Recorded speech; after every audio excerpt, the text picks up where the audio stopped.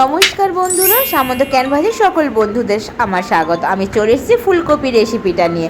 প্রথমে ফুলকপিগুলোকে একটু নুন হলুদ মাখিয়ে একটু ভেজে তুলে রাখলাম। এইদিকে পেঁয়াজ আদা রসুন একসঙ্গে পেস্ট করে রাখলাম। তারপর আমি এইদিকে পেঁয়াজ বাটাটা জিরে আর তেজপাতা ফোড়ন দিয়ে আমি পেঁয়াজ বাটা যেটা মিক্সড করে রেখেছিলাম আদা রসুন একসাথে ওটা ঢেলে দিলাম। ঢেলে দিয়ে এই কড়াইশুঁটি তোমরা দিতেও পারো নাও দিতে পারো। তারপরে ওগুলো একটু ভাজা করে নিয়ে টমেটো পিউরি করে ওর মধ্যে ঢেলে দিতে হবে। তারপরে একটু তেল দিতে হবে। অল্প তেল দিলেই মানে বেশি তেল দিলেই যে রান্না ভালো হবে এমন কিন্তু বন্ধু কথা নয়, কম তেলেও কিন্তু ভালো রান্না হয়। আবার এদিকে জিরের গুঁড়ো লঙ্কার গুঁড়ো হলুদ গুঁড়ো দিয়ে রাখতে হবে।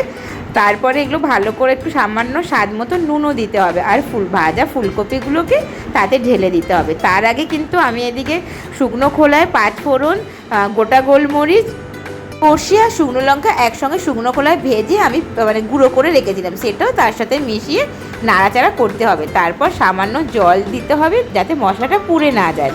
তারপর একটু সামান্য জল দিয়ে ঢেকে রাখতে হবে আর কিছুক্ষণ পর নামিয়ে ফেলতে হবে। হয়ে গেল ফুলকপি রেসিপি।